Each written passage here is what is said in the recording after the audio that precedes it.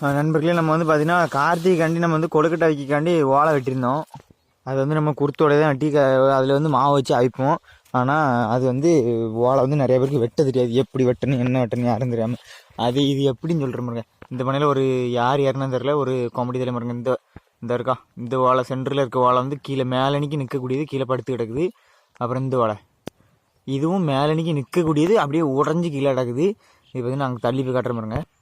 இந்த அங்கிலேருந்து பாருங்கள் தெரியும். அந்த 2 ஓலை, இந்த இதில் சென்டரில் இருக்க ஓலை, இந்த ஓலை ஒன்று, அதுக்கு அந்த ஓலை, 2 ஓலையுமே கீழே உடஞ்சி கிடக்குது. இந்த மாதிரிலாம் யாரும் வெட்டக்கூடாதுன்னு சொல்லி தான் நானும் வீடியோ போட்டிருந்தேன்.